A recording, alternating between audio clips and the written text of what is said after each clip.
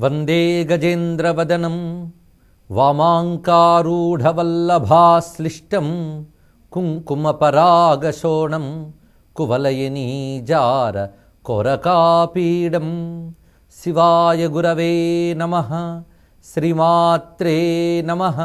శ్రీ విష్ణురూపాయ నమః శివాయ. శ్రీ మహాగణపతయే నమః. వరేణ్యుడు అనబడే రాజర్షికి మహాగణపతి స్వయంగా ఉపదేశిస్తున్న బ్రహ్మ విద్యాశాస్త్రం గణేశ గీత. దీనికి యోగామృత శాస్త్రం అన్న మరొక పేరు కూడా ఉన్నది. ఇందులో ప్రకృతి పరమేశ్వరుడు అనే విషయాన్ని చెప్తూ ఈ ప్రకృతి అంతా పరమేశ్వరుని చేతే వ్యాప్తమై ఉన్నది. ప్రకృతిలో ఏ గొప్ప వస్తువు కానీ ఎక్కడ ఏ గొప్పతనము కానీ అది పరమేశ్వరుని యొక్క విభూతియే. ఈ కోణంలో మనం చూడగలిగితే ఈ విశ్వమంతా కూడా పరమేశ్వర స్వరూపము. అయితే అందరూ ఈ విశ్వంలోనే ఉన్నారు. విశ్వంలో మనం పొందుతున్న సుఖాలు దుఃఖాలు అనుభవిస్తూ ఉన్నాం. అయితే విశ్వం ద్వారా పొందుతున్నటువంటి సుఖాలు అందరూ ఆశిస్తుంటారు కూడా. కానీ విశ్వమంతా భగవంతుడిని చూసేవాళ్ళు ఏ కొద్ది మంది మాత్రమే. అందుకే ఇక్కడ గణపతి చెప్తూ ఉన్నాడు, అనేక మంది మానవులు ఈ విశ్వమంతా కూడాను ఉన్న నన్ను గుర్తించలేరు. వాళ్ళు అజ్ఞాన మోహితులు అని చెప్పబడతారు. అందుకు మోహితులు యోగులోని రెండు వర్గాలను చెప్తున్నాడు ఇక్కడ. మోహితులంటే ఎవరంటే నమాం విందతి పాపీయాన్ మాయా మోహిత చేతసహ త్రివికారా మోహయతి ప్రకృతిర్మే జగత్రయం. నా చేత నడపబడుతున్న ప్రపంచంలో ఉంటూ నడుస్తున్న ప్రపంచాన్ని చూస్తున్నారు కానీ నడుపుతున్న నన్ను చూడట్లేదు. అంటే నడపబడుతున్న దాన్ని చూస్తున్నాం కానీ నడిపేవాణ్ణి చూడట్లేదు.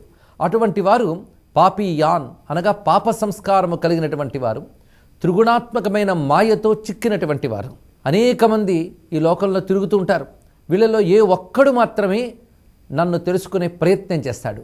అలా ప్రయత్నించిన వారిలో ఏ ఒక్కడో సాక్షాత్కరోతి మాం కశ్చిత్ యత్నవత్స్వపి తేషు చ మత్తోన్యన్నేక్షతే కించిత్ మయి సర్వంచ వీక్షతే. సాక్షాత్కరోతి మాం కశ్చిత్, అలా ప్రయత్నించేటువంటి వారిలో ఏ ఒక్కడో నన్ను సాక్షాత్కరింపజేసుకోగలడు. ఈ మాటను చాలా చక్కగా వివరిస్తున్నాడు. మనం లోకంలో అనేక మంది జీవులను చూస్తూ ఉంటాం. తినడం, అనుభవించడం, తిరిగి నిద్రించడం, ఆహార నిద్ర భయమైథునాతోనే జీవితం గడిచిపోతూ ఉంటుంది. అంటే ఈ ప్రకృతిలో ఉంటూ ఈ ప్రకృతిలో ఉన్న సుఖదుఖాలకు లొంగిపోతూ మాయామోహితులైన వారు, వారికి పరమ ఒకటి ఉంది అని స్పృహ కూడా ఉండదు, దానికోసం ప్రయత్నం ఉండదు.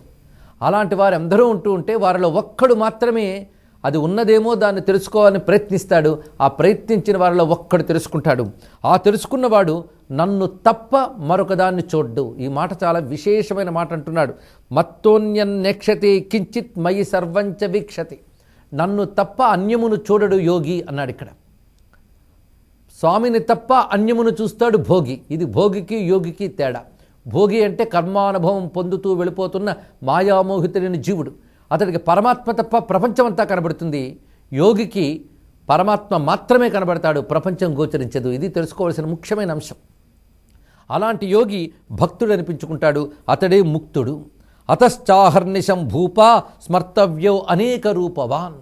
అలాంటి నన్ను అంటే సర్వమునకు కారణమైన పరబ్రహ్మనైన నన్ను అనేక మంది భక్తులు యోగులు వివిధ రూపాలతో ఉపాసిస్తారు. ఎవరు ఏ రూపంతో ఉపాసించినా సర్వేషామప్యహం గమ్య స్రోతసా మర్ణవో యథ. నదులన్నిటికీ సముద్రమే గమ్యమైనట్లు ఎవరు ఏ రూపంతో ఉపాసించినా వారు నన్నే పొందుతున్నారు అని గణేశ పరమాత్మ ఇక్కడ బోధిస్తూ చివరిగా ఈ బుద్ధియోగము అనబడే అధ్యాయంలో చెప్తున్నారు. 6వ అధ్యాయంలో అనన్య శరణో యో మాం భక్త్యా భజతి భూమిప యోగక్షేమౌ చ తస్యాహం సర్వదా ప్రతిపాదయే. అనన్య శరణుడై, ఇది దివ్యమైన శ్లోకం. ఇది ఒక సారభూతమైన శ్లోకం. అనన్య శరణుడు అంటే పరమాత్మ తప్ప అన్యము లేదనే బుద్ధితో ఉండేవాణ్ణి అనన్య శరణుడు అంటారు. లోకంలో ఈ మాటకి ఇంకొక రకమైన వ్యాఖ్యానం కొందరు చేస్తుంటారు. ఇతర దేవతలన్నీ విడిచిపెట్టి తన ఇష్టదైవాన్ని మాత్రమే శరణు వేడేవారు అనే భావంతో చెప్తారు అనన్య భక్తిని, అనన్య శరణాగతిని. అయితే అది అర్థం కాదు అని చెప్పడానికి లేదు, కానీ సంపూర్ణమైన అర్థం కాదు. ఇతర దేవతలను విడిచిపెట్టి తన ఇష్టదైవమే సర్వస్వం అనుకుని భావించడం అనన్య భక్తి, సంతోషమే. కానీ దానికి పైన మరొక నిర్వచనం చెప్పుకోవాలి దీనికి. అది అనన్య శరణ అంటే. అంటే పరమాత్మ తప్ప అన్యము లేదనే భావంతో భగవంతుని ఆశ్రయించేవాడు అనన్య భక్తివుడు. ఇది తెలుసుకోవాల్సిన ముఖ్యమైన అంశం. పరమాత్మ తప్ప అన్యము లేదు, ఇది తెలుసుకోవాలి. అంతేగాని మిగిలిన వాళ్ళందరూ కాదు, నా ఇష్టదైవమే గొప్పవాడు అనడం ఆ భక్తి కాదు చెప్తున్నది ఇక్కడ. ఎందుకంటే యోగశాస్త్రం ఇది. జ్ఞానశాస్త్రంలో భక్తి చాలా ఉదాత్తంగా ఉంటుంది, చాలా విస్తృతమైన విశాలార్థంతో ఉంటుంది. అందుకు అనన్య శరణ, పరమాత్మ తప్ప అన్యము లేదనేటువంటి భావంతో ఎవరు పరమాత్మను శరణు వేడుతున్నారో, యో మాం భక్త్యా భజతి భూమిప, భక్తితో ఆశ్రయిస్తున్నారో వారి యొక్క యోగక్షేమౌచ తస్యాహం సర్వదా ప్రతిపాదయే, వారి యొక్క యోగక్షేమములు నేను వహిస్తున్నాను అంటున్నాడు ఇక్కడ మహాగణపతి. ఇలాంటి వాక్యమే ఏ జనా పర్యుపాసతే తేషాం నిత్యాభియుక్తానాం యోగక్షేమం వహామ్యహం అనన్యాశ్చింతయంతో మాం అనే వాక్యంలో మనకు భగవద్గీతలో కృష్ణ పరమాత్మ చెప్పాడు. అదే భావం ఇక్కడ గోచరిస్తున్నది. అటు భగవద్గీతైనా ఇటు గణేశ గీతైనా తత్వం మాత్రం ఒక్కటే కనుక బోధ కూడా ఒక్కటిగానే కనబడుతున్నది. అనన్య శరణుడై భక్తితో నన్ను ఎవరు ఆశ్రయిస్తున్నారో వారి యొక్క యోగక్షేమములు నేనే చూస్తాను అంటున్నాడు పరమాత్మ. ఇక్కడ గ్రహించవలసిన గొప్ప ఉదాహరణ భక్తుడు ఎవరయ్యా అంటే ప్రహ్లాదుడు.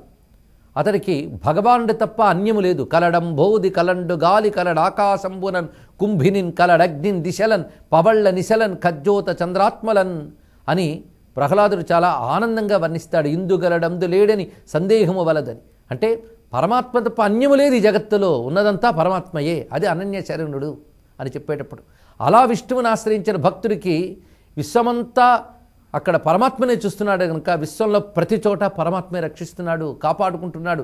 అది యోగక్షేమములు వహించుట అనేది. యోగక్షేమములు అనే దానికి శాస్త్రపరంగా 2 అన్వయాలు చెప్పాలి. యోగము అంటే లేనిది రావడం, ఏదో గొప్పది ఉంది అది మనకి లేదు, భగవద్ అనుగ్రహం వల్ల అది లభిస్తుంది. లేనిది లభిస్తే యోగం, ఉన్నది పోకుండా ఉంటే క్షేమం. ఇది యోగక్షేమములు అంటే. ప్రతివాడు కోరుకునేది అదే, లేని గొప్పతనం రావాలి, ఉన్న గొప్పతనం పోకూడదు, అదే యోగక్షేమములు. అయితే ఇది లౌకికార్థంలో చెప్తే ఈ అర్థం చెప్పుకోవాలి, కానీ తాత్వికార్థంలో మరొక అర్థం మనం స్వీకరించాలి. ఎప్పుడైనా సరే భగవద్వచనాన్ని లౌకికార్థంలో ఒకటి, యోగార్థంలో ఒకటి స్వీకరించాలి. యోగార్థమే పరమార్థం, లౌకికార్థం వ్యవహారార్థం. సామాన్యులు ముందు లౌకికార్థం చూసి ఆకర్షింపబడతారు, తర్వాత పరమార్థం తెలుసుకుని పురోగమిస్తారు. ఇప్పుడు యోగక్షేమములు చూచుట అంటే లోకంలో ఏది కావలసినా భగవంతుడే ఇస్తాడనే భావం, ఇది మంచిదే. కానీ యోగక్షేమలకు మరొక అర్థం చెప్పుకోవాలి. యోగమును క్షేమముగా ఉంచుట యోగక్షేమము. యోగము అంటే భగవంతుడిని పొందే సాధన. ఆ సాధన భక్తుడు చాలా నియమంగా శరణాగతితో చేస్తాడు. తనను శరణివేడి సాధన చేసేటువంటి భక్తుడికి ఆ సాధనా మార్గంలో ఏ దెబ్బ తగలకుండా సిద్ధి పొందేలా భగవంతుడే కాపాడతాడు. అది యోగక్షేమం అనే మాటకి సరైనటువంటి అర్థం. భగవంతుడిని పొందాలని మనం చేసే ప్రయత్నం ఏదైతే ఉందో ఆ ప్రయత్నాన్ని పదిలంగా కాపాడుతూ సిద్ధినిచ్చేటువంటి దైవమే యోగక్షేమాన్ని వహించేవాడు. అది ఈ శ్లోకంలో దగ్గర అద్భుతమైన భావం.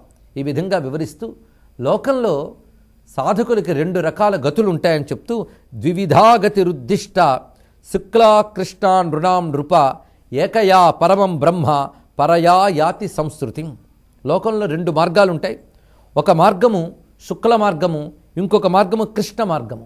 శుక్ల మార్గంలో వెళ్ళేవాళ్ళు పరబ్రహ్మనే నన్ను పొందుతున్నారు, కృష్ణ మార్గంలో వెళ్ళేవారు తిరిగి సంసారాన్ని పొందుతున్నారు అని చెప్పాడు.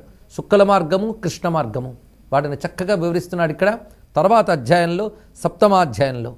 ఇది గ్రహించవలసినటువంటి అద్భుతమైన అంశం. ఇది ఉపనిషత్తుల్లో అనేక చోట్ల చెప్పబడిందే సారభూతంగా ఇక్కడ అందిస్తున్నారు. అందుకు ఈ గణేశ గీత అంతా ఉపనిషత్ సారమే. ఉపనిషత్తుల్లో చెప్పిన అంశములే తర్వాత అధ్యాయంలో వివరించబోతున్నారు. వరేణ్యుడు అడుగుతూ ఉన్నాడు. ఎప్పుడైతే గణపతి ఇంతవరకు బోధిస్తూ 2 గతుల గురించి చెప్పాడో ఆ గతుల గురించి స్పష్టంగా తెలుసుకోవాలనే ఉద్దేశంతో వరేణ్యుడు అడుగుతున్న ప్రశ్న, కా శుక్లాగతిరుద్దిష్ట కాచ కృష్ణా గజానన కిం బ్రహ్మ సంస్కృతి కామే వక్తుమర్హస్యనుగ్రహాత్. స్వామి, నువ్వు అనుగ్రహంతో నేను అర్హుణ్ణైతే నాకు బోధించు అని అంటున్నాడు వరేణ్యుడు. ప్రశ్న వేసేటప్పుడు ఇంత వినయంగా అడగాలండి. భగవద్ అనుగ్రహం కావాలి, తమకు అర్హత కావాలి. ఆ 2 ఉంటేనే బోధ అనేది, జ్ఞానం అనేది లభిస్తున్నది. అడుగుతున్న ప్రశ్న, శుక్లగతి అంటే ఏమిటి, కృష్ణగతి అంటే ఏమిటి, పరబ్రహ్మ అనగా ఏమిటి, సంసారం అంటే ఏమిటి? నిజానికి 4 తెలుసుకుంటే ఇంకా తెలుసుకోవాల్సిందేమున్నది? అంత అందమైన ప్రశ్నలు ఇవి. అప్పుడు గజాననుడు చెప్తున్నాడు శుక్లగతి అంటే ఏమిటో. అగ్ని జ్యోతి రహశుక్లా కర్మార్హమయనంగతి చాంద్రం జ్యోతిస్తథా ధూమో రాత్రిశ్చ దక్షిణాయనం కృష్ణయితే. ఇప్పుడు శుక్ల మార్గం అనగా అగ్ని అభిమాన దేవత, జ్యోతిరభిమాన దేవత, దినాభిమాన దేవత, శుక్లపక్ష అభిమాన దేవత, ఉత్తరాయణ అభిమాన దేవత. మొత్తం 5. ఈ 5 వెలుగుకి సంబంధించిన మార్గములు ఇవి. అగ్ని, జ్యోతి, పగలు, శుక్లపక్షము, ఉత్తరాయణము. వీటిని శుక్ల మార్గములు అని చెప్తారు. అలాగే కృష్ణ మార్గము అంటే ధూమ అభిమాన దేవత. ధూమం అంటే పొగ, దానికి సంబంధించిన అభిమాన దేవత. ఇక్కడ చెప్పేటప్పుడు అగ్ని అంటే మామూలుగా మనం చూసే అగ్నిదేవత అని కాదు, అగ్ని అభిమాన దేవత అని. మనకు కనబడే అగ్ని కాదు, అగ్నికి అభిమాన దేవత. అదేవిధంగా ధూమాభిమాన దేవత, రాత్రి అభిమాన దేవత, కృష్ణపక్ష అభిమాన దేవత, చంద్రజ్యోతి అభిమాన దేవత, దక్షిణాయన అభిమాన దేవత. ఇవి కృష్ణ మార్గం అని చెప్పబడతాయి. ఇందులో ఈ శుక్ల మార్గంలో వెళ్ళేటువంటి వారు పరబ్రహ్మను పొందుతున్నారు. కృష్ణ మార్గంలో వెళ్ళేటటువంటి వారు మళ్ళీ సంసార మార్గంలో పడుతున్నారు. ఇది వివరిస్తున్నాడు ఇక్కడ. దీన్ని స్పష్టంగా అర్థం చేసుకోవాలి అంటే లోకంలో మానవులు తరించడానికి 2 మార్గములు చెప్పబడుతున్నాయి. ఒకటి కర్మ మార్గము, రెండవది ఉపాసనా మార్గము. ఈ రెండిటి ద్వారా క్రమంగా మనకి కర్మ మార్గం ద్వారా చిత్తశుద్ధి ఏర్పడాలి. ఉపాసనా మార్గం ద్వారా ఏకాగ్రత ఏర్పడి మనసు మెత్తబడి అహంకారం కరగాలి. అప్పుడు జ్ఞాన మార్గం లభిస్తుంది, దాని ద్వారా మోక్షం లభిస్తుంది. ఇది మన సనాతన ధర్మం చెప్పేటువంటి బోధ. అయితే కర్మ మార్గము పరమాత్మకు అర్పణం చేసి సాగినప్పుడు, అహంకారం విడిచిపెట్టినప్పుడు కర్మయోగం అవుతున్నది. అలా కాకుండా ఏదో అభీష్టాలు కోరుకుని ఫలాకాంక్షతో అహంకారంతో చేసేటప్పుడు అది కర్మాచరణ మాత్రమే అవుతుంది. అందుకే కర్మయోగం వేరు, కర్మాచరణ వేరు. కర్మాచరణ మంచిదే, పతనం కాకుండా ఉంటాడు. కర్మయోగము చిత్తశుద్ధినిచ్చి జ్ఞానానికి అవకాశం ఇస్తుంది. అందుకే కర్మాచరణకి కర్మయోగానికి భేదం ఉంది, తెలుసుకోవాలి. ఎంతవరకు కర్మ చేస్తున్నప్పుడు నేను చేస్తున్నా అన్న అహంకారం ఉంటుందో, ఎంతవరకు ఆ కర్మను భగవంతుడికి అర్పించమో అంతవరకు అది కర్మాచరణమే అవుతుంది తప్ప కర్మయోగం కాదు. అందుకు దుష్టకర్మలు చేసేవాడి కంటే, సోమరి కంటే సత్కర్మలు ఆచరించేవాడు గొప్పవాడే. కానీ ఆ సత్కర్మల్ని కూడా అహంకారం విడిచిపెట్టి భగవదర్పణ బుద్ధితో చేస్తే వాడు కర్మయోగి అవుతాడు. అలాంటి కర్మయోగము చిత్తశుద్ధినిస్తుంది. అయితే కర్మ మార్గంలో వెళ్ళేటువంటి వారు అంటే ఇహలోక పరలోక సుఖాలను కోరుకుని కర్మలు చేసేటువంటి వారు, శాస్త్రం చెప్పిన కర్మల్ని చేసేవాళ్ళు, వాళ్ళ కృష్ణ మార్గం ద్వారా ఉత్తమ లోకాలకు వెళ్ళి అక్కడ పుణ్యఫలాలు అనుభవించి తిరిగి సంసారంలోకి వస్తారు. ఇది కృష్ణ మార్గం ద్వారా వెళ్ళేటువంటి వారి యొక్క గతి. ఇక శుక్ల మార్గం ద్వారా వెళ్ళేవారు ఎవరంటే ఉపాసకులు. వారు అనన్యమైన భక్తితో పరమాత్మను ఎవరైతే ఉపాసన చేస్తారో వారు శుక్ల మార్గం ద్వారా సగుణ బ్రహ్మలోకానికి చేరుకుంటారు. అంటే గణపతి భక్తులైతే గణేశలోకాన్ని, విష్ణు భక్తులైతే వైకుంఠాన్ని, శివభక్తులైతే కైలాసాన్ని, అమ్మవారి భక్తులు మణిద్వీపాన్ని వారిని ఉపాసించినప్పుడు చేరుకుంటారు. ఎప్పుడు? అది కూడా ప్రేమతో భక్తితో ఉపాసించినప్పుడు, నిర్మలమైన అంతఃకరణంతో అనన్యభక్తితో ఆరాధించినటువంటి వారు శుక్ల మార్గం ద్వారా ఆ దివ్యగతిని పొందుతారు, ఆ పరబ్రహ్మను పొందుతారు. ఇది క్రమముక్తి అని చెప్పబడుతుంది. జ్ఞాన మార్గంలో జీవన్ముక్తి అని చెప్పబడుతుంది. అయితే ఇక్కడ కృష్ణ మార్గం కంటే శుక్ల మార్గము శ్రేష్టము. ఇది క్రమముగా ముక్తినిస్తున్నది. ఇలా వెళ్ళిన వారు తిరిగి వెనక్కి రారు. అందుకే ఏకయా పరమం బ్రహ్మ పరయా యాతి సంస్కృతిం అనే మాటని గణపతి చెప్తూ ఉన్నాడు. ఎవరైతే శుక్ల మార్గం ద్వారా వెళుతూ ఉన్నారో అంటే ఉపాసనా మార్గాన్ని అవలంబిస్తారో వారు పరబ్రహ్మముని పొందుతున్నారు. కర్మ మార్గాన్ని అవలంబించేవారు కృష్ణ మార్గం ద్వారా వాళ్ళు కొన్ని ఉత్తమ లోక సుఖాలు అనుభవించి తిరిగి సంసారంలో పడుతూ ఉంటారు. అందుకు ఉపాసనా మార్గం యొక్క గొప్పతనాన్ని వివరిస్తున్నాడు ఇక్కడ. ఈ 2 గతుల చేతని అంటే శుక్ల కృష్ణ గతుల చేతని బ్రహ్మప్రాప్తి, సంసార ప్రాప్తి కలుగుతున్న సుమ. అయితే కర్మ వల్ల సంసారం వస్తుంది కనుక ఆ సంసారం అంటే ఏమిటో కూడా వివరిస్తున్నాడు తర్వాత. అదేవిధంగా పరబ్రహ్మ అంటే ఏమిటో నిర్వచనం చెప్తున్నారు ఇక్కడ. ఏది దృశ్యమై అదృశ్యమై ఉన్నదో అదంతా బ్రహ్మము తప్ప అన్యము కాదు. సర్వం బ్రహ్మమయం జగత్. కనబడుతున్నదంతా బ్రహ్మమే. ఈ కనబడుతున్న ప్రపంచానికి అతీతమైంది కూడా పరబ్రహ్మమే. ఇది వివరించారు. అదేవిధంగా ప్రకృతి అంటే ఏమిటో వివరిస్తున్నాడు. క్షరం పంచాత్మకం విద్ధి తదంతరక్షరం స్మృతం ఉభాభ్యాం యదితి క్రాంతం శుద్ధం విద్ధి సనాతనం. పరబ్రహ్మ అంటే ఏమిటో ఇంకా స్పష్టంగా చెప్తున్నాడు ఇక్కడ. కనబడుతున్న పాంచభౌతిక ప్రకృతికి క్షరము అని పేరు. అంటే భూమి, నీరు, అగ్ని, వాయువు, ఆకాశం అనబడే పంచభూతాత్మ ప్రకృతే ఈ చుట్టూ ఉన్న విశ్వంలో ఉంది. మన శరీరంలో కూడా అదే ఉంది. మనకు అనుభవానికి వస్తున్నదంతా పంచభూత ప్రకృతియే. ఈ పంచభూతాత్మకమైన ప్రకృతికి క్షరము అని పేరు. అంటే ఇది నశించే లక్షణము, మార్పు చెందే లక్షణము కలిగినటువంటిది. అందుకు పంచభూతాత్మకమైన ప్రకృతి అంతా కూడా మార్పు చెందుతూ ఉంటుంది కనుక దీని క్షరం అని పేరు. ఆ పంచభూతాత్మకమైన ప్రకృతిలోనూ శరీరంలోనూ ఈ శరీరము నేను అనుకుని ఎవడైతే ఉంటున్నాడో వాడు జీవుడు అనిపించుకుంటున్నాడు.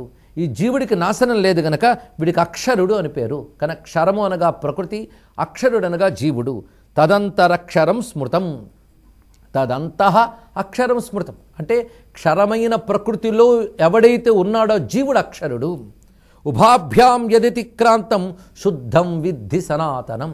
ఈ క్షరమైన ప్రకృతిని అక్షరుడైన జీవుణ్ణి మించిపోయి అతిక్రమించిపోయినటువంటి తత్వమే బ్రహ్మతత్వము. పరబ్రహ్మ అనగా అదే శుద్ధం సనాతనం. అది శుద్ధమైనది, శాశ్వతమైనది. అదే పరబ్రహ్మ అనగా. ఇప్పుడు 3 విషయములు చెప్తున్నాడు గణపతి. పరబ్రహ్మ, క్షరము, అక్షరము. క్షరమనగా ప్రకృతి, అక్షరుడనగా జీవుడు. ఈ రెండిటికి అతీతమైంది పరబ్రహ్మ. ఇది వివరిస్తున్నది. అయితే పరబ్రహ్మను కూడా అక్షరుడు అనవచ్చు, ఎందుకంటే అక్షర పరబ్రహ్మ అంట నాశనరహితుడు గనక. కానీ ప్రకృతితో తాదాత్మ్యం చెంది ఈ దేహము నేను, ఈ ప్రకృతిని నేను అనుభవిస్తున్నాను అనుకుంటున్నంతకాలం జీవుడే.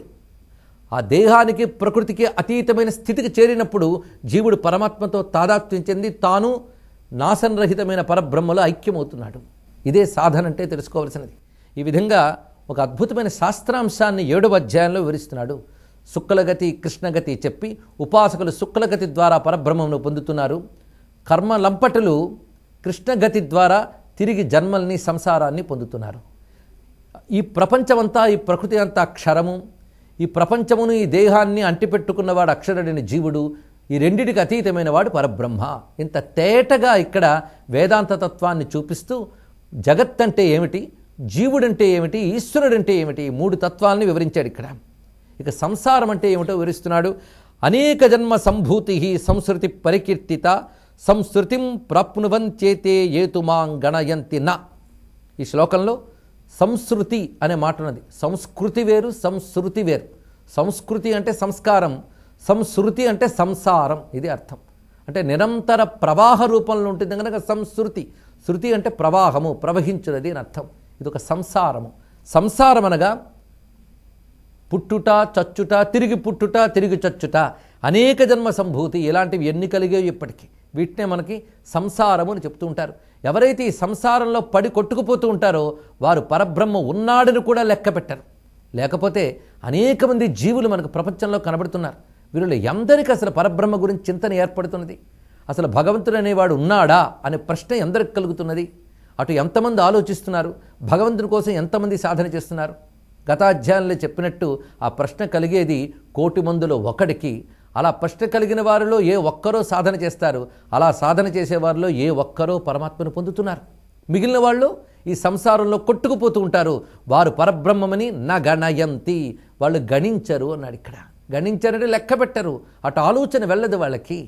ఈ విషయాన్ని అందంగా చెప్పాడు ప్రహ్లాదుడు. అచ్చపు చీకటింబడి గృహవ్రతులై విషయ ప్రవిష్టులై చచ్చుచు పుట్టుచున్మరల చర్విత చర్వణులైన వారికి చెచ్చెర పుట్టినే పరులు చెప్పిననైన నిజేచ్ఛనైన ఏమిచ్చిననైన కానలకు ఏగిననైన హరిప్రబోధముల్ అని వివరిస్తారు ఇక్కడ. ఆ చచ్చుచు పుట్టుచున్ మరల చర్విత చర్వణులైన వారికిన్, ఆ చచ్చుచు పుట్టుచు వెళుతున్నటువంటి గతికే సంసారం అని పేరు. ఇలాగ కర్మల వల్ల వివిధములైన గతులతో జన్మలతో వెళ్ళిపోతున్నటువంటి సంసార లంపటలు మాం గణయంతి నా, వారు నన్ను లెక్కించరు. ఒకవేళ నన్ను తెలుసుకుని చక్కగా ఉపాసన చేసినట్లయితే వాళ్ళు క్రమంగా ఉత్తమ గతుల ద్వారా ఈ శుక్ల మార్గం ద్వారా నన్ను పొందుతున్నారు అని క్రమముక్తి విధానాన్ని చెప్తున్నాడు ఇక్కడ. సర్వము బ్రహ్మమయమనే భావనతో ఉంటూ సర్వము బ్రహ్మమయమని దర్శించేటువంటి జీవుడు కూడా పరబ్రహ్మతో అభిన్నుడైనప్పుడు వాడు జీవన్ముక్తుడవుతాడు. అది జ్ఞాన మార్గం. అలా కాకుండా పరమాత్మని ఒక పద్ధతిగా ఉపాసించేవారు ఉపాసకులు, వీళ్ళు కూడా తరించిపోతారు. వీరు క్రమముక్తి ద్వారా పరబ్రహ్మమును పొందుతారు. వాళ్ళకు కూడా మరి జన్మ ఉండదు, మళ్ళీ సంసారంలో పడరు. ఇలా కాకుండా కర్మ మార్గాల్లో వెళ్ళేవారు మాత్రము సంసారాల్లో పడతారు సుమా. ఇది గతుల్ని బోధిస్తున్నాడు ఇక్కడ గణపతి. ఏమాం సమ్యగుపాసంతే పరం బ్రహ్మ ప్రయాంతితే ధ్యానాజ్జైరుపచారైర్మాం తథా పంచామృతాదిభిః స్నానవస్త్రాజ్జలంకార సుగంధ ధూప దీపకై నైవేద్యై ఫలతాంబూలై దక్షిణాభిశ్చయోర్చయేత్. ఏమాం సమ్యగుపాసంతే. ఈ 2 శ్లోకాల్లో ఈ ఒక్క పదం తీసుకుంటే చాలు. ఎవరు నన్ను సమ్యగుపాసన చేస్తున్నారో వారు పరబ్రహ్మస్వరూపేణ నన్నే పొందుతున్నారు. పరం బ్రహ్మ ప్రయాంతితే. అందుకు పరబ్రహ్మని పొందాలి అంటే సమ్యగుపాసన అవసరం. ఉపాసన అని అనకుండా సమ్యగుపాసన అని ఒక అద్భుతమైన పదాన్ని ఇక్కడ ప్రయోగించాడు గణపతి. సమ్యక్ అంటే సంపూర్ణముగా, సమగ్రముగా అని అర్థం. ఇక్కడ సంపూర్ణమైన ఉపాసన కావాలి. సంపూర్ణము అంటే త్రికరణములు ఏకమే చేస్తే అది సమ్యక్ అవుతున్నది. అలాంటి సమ్యక్ ఉపాసన చేయాలి. ఈ సమ్యక్ ఉపాసనలో ధ్యానము మొదలైన ఉపచారములతో నన్ను పూజించుట. మనం షోడశోపచార పూజ అంటాం. కొన్ని చోట్ల చతుషష్ఠి ఉపచారములను 64 ఉపచారాలు కనిపిస్తాయి. వారి వారి యొక్క శక్తిని అనుసరించి వివిధ ఉపచారములతో దేవతని ఉపాసించడం, ఆరాధించడం ఉపాసనలో భాగం. అందుకు ఉపాసనలో మంత్రజపము, అదేవిధంగా న్యాసము, హోమము, పూజ, ధ్యానము ఇన్ని కలిసి ఉపాసన అనిపించుకుంటాయి. అందుకని ఉపాసన అంటే కేవలం జపం మాత్రమే కాదు, జపంతో పాటు చేయవలసినవి చాలా ఉన్నాయి. అందుకే ధ్యానాది ఉపచారములు అన్నాడు ఇక్కడ. ధ్యానాది అంటే ధ్యానం మొదలుకొని ఆవాహన, ఆసనము, అభిషేకము ఇలా చెప్పబడుతూ ఏవైతే ఉన్నాయో ఉపచారములన్నీ కూడా ఉపాసనలో భాగమరే.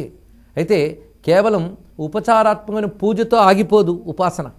దానితో పాటు భక్త్యైక చేతసా చైవ తస్యేష్టం పూరయామ్యహం. భక్తి కలిగిన చిత్తంతో నన్ను ఎవడైతే నిత్యము ఈ విధమైన ఉపచారములతో పూజిస్తాడో వాడి యొక్క కోరికలను నేను తీరుస్తాను. ఏవం ప్రతిదినం భక్త్యా మద్భక్తో మాం సమర్చయేత్. అయితే ఉపాసన నిరంతరాయంగా సాగాలి, అనుదినం సాగాలి. అనుదినం సాగడం వల్ల చిత్తానికి సత్సంస్కారములు ఏర్పడతాయి, దుష్ట సంస్కారములు తొలగిపోతాయి. అథవా మానసీం పూజాం కుర్వీత స్థిరచేతసా. స్థిరమైన బుద్ధితో నాకు మానసిక పూజ కూడా చేయవచ్చు సుమా. 3 రకాల పూజల్లో శ్రేష్టమైనది మానస పూజ. త్రివిధాస్వపి పూజాసు శ్రేయసి మానసీ మత. ఇక్కడ గణపతి చెప్తున్న విషయాన్ని జాగ్రత్తగా గమనిస్తే సాధకుడికి పనికొచ్చే అద్భుతమైన అంశాన్ని సులభోపాయాలుగా చెప్తున్నాడు. ఇక్కడ మనకి త్రికరణాలు ఉన్నాయి: శరీరము, మనస్సు, మాట. శరీరంతో చేసే పూజలు శారీరకమైన పూజలు, ఇది శారీరక ఉపాసన. అదేవిధంగా స్తోత్రము, కావ్యపఠనము, ఇక మంత్రజపము ఇవన్నీ కూడా వాచిక తపస్సు అనిపించుకుంటాయి. ఇది 2వ ఉపాసన. ఇక 3వ ఉపాసన మానసి. అన్నిటికంటే గొప్పది శ్రేయసి మానసి. మానస పూజ గొప్పది. ఇలా చెప్పారు కదా అని చెప్పి బాహ్య పూజ, జపము, స్తోత్రము విడిచిపెట్టి మానస పూజ చేయమని చెప్పట్లేదు గణపతి. ఈ చెప్తున్న దానిలో గమనించవలసిన అంశం ఏంటంటే 3 కలిసి వెళ్ళాలి. 3ంటిలో శ్రేష్టం మనస్సు. మనస్సుతో భగవంతుని యందు భక్తి కలిగి ధ్యానము, స్మరణ చేస్తూ బాహ్య పూజ చేయాలి, జపస్తోత్రాదులు చేయాలి. అది చెప్తున్న దీంట్లో ఉద్దేశం. 3ంటిలో శ్రేష్టమైనది మానస పూజ సుమా. ఈ విధమైన పూజ ఎవరైతే సకామంగా చేస్తారో వారికి ఐహిక పరలోక సుఖాలు లభిస్తాయి. ఎవడైతే నిష్కామంగా చేస్తాడో వాడు క్రమంగా జ్ఞానాన్ని పొంది తరించుతాడు. మొత్తానికి ఉపాసన సర్వశ్రేష్టము. అది సకామంగా చేస్తే ఇహలోక పరలోక సుఖాలు లభించి ఎప్పటికో చిత్తశుద్ధి, జ్ఞానం లభిస్తుంది. నిష్కామంగా చేస్తే అది ఉత్తమ భక్తి అనిపించుకుంటుంది. అందుకు మొత్తానికి ఎలా చేసినప్పటికి కూడా ఉపాసన శ్రేష్టమైన సుమ అని వివరిస్తూ, ఉపాసనలో ప్రధానంగా గురువు వద్ద మంత్రదీక్ష తీసుకుని న్యాసంచ మూలమంత్రస్య తతో ధ్యాత్వా జపేన్మనం స్థిరచిత్తో జపేన్మంత్రం యథా గురుముఖాగతం. ఎప్పుడైనా ఏ ఉపాసనా మార్గంలోనైనా జ్ఞాన మార్గంలోనైనా గురువు యొక్క సహాయం చాలా అవసరం. ఎందుకంటే అనుభవం పొందిన గురువు ద్వారానే మనం పురోగమించాలి. అందుకు గురువు యొక్క అవసరం చాలా ఉంది కనుక యథా గురుముఖాగతం అని చెప్పాడు. మంత్రాన్ని పుస్తకాలు చూసో లేదా క్యాసెట్లో వినో, సీడీల్లో వినో జపించరాదు. స్థిరచిత్తో జపేన్ మంత్రం. స్థిరమైన చిత్తంతో మంత్రజపం చేయాలి. అంతేగాని మంత్రజపం చేస్తున్నంతసేపు ఇది నిజంగా ఫలిస్తుందా లేదా అనే ఆలోచనలు ఉండరాదు. స్థిరమైనటువంటి చిత్తంతో గురువిచ్చిన మంత్రాన్ని యథావిధిగా, గురువు పద్ధతి కూడా చెప్తాడు. మంత్రానికి కూడా న్యాసము మొదలైనవి ఉంటాయి. అందుకు మంత్ర జపం ఎలా చేయాలో వివరించాడు ఇక్కడ. ముందుగా భూతశుద్ధి చేసుకోవాలి, శరీర శుద్ధి చేసుకోవాలి. ప్రాణాయామంతో మనస్సును ఏకాగ్రంగా నిలపాలి. ఆకృష్య చేతసో వృత్తిం తతో న్యాసముపక్రమేత్. చిత్తవృత్తుల్ని నిరోధించి న్యాసం చేసుకుని, అది అంతర్మాతృకాన్యాసం, బహిర్మాతృకాన్యాసం, అంగన్యాసం, కరన్యాసం, ఇలాగా మన గురువు చెప్పినటువంటి న్యాసములు చేసి జపన్ నివేద్య దేవాయ స్తుత్వా స్తోత్రైరనేకధ చేసిన జపాన్నంతటిని కూడా భగవంతుడికి నివేదన చేసి ఆడ తర్వాత స్తోత్రములతో జపం చేయాలి. ఈ విధంగా ఇటు పూజ, జపము, ధ్యానము అనబడేటువంటి కాయిక, వాచిక, మానసిక ఉపాసనా మార్గాన్ని చూపిస్తున్నాడు. ఈ ఉపాసనతో ఎవడైతే నిష్కామంగా నన్ను ధ్యానిస్తున్నాడో ఏవం మాం య ఉపాసీత సలభేత్ మోక్షమవ్యయం. ఎవరైతే ఈ విధంగా నిష్కామంగా ప్రేమతో అనన్య శరణుడై నన్ను ఉపాసన చేస్తున్నాడో వాడు అవ్యయమైన అనగా తరుగుదల లేని మోక్షాన్ని పొందుతున్నాడు అని వివరిస్తున్నాడు. ఉపాసనా యోగము అనబడే అధ్యాయంలో శ్రీ మహాగణపతి. సర్వం శ్రీ గణేశ చరణారవిందార్పణమస్తు.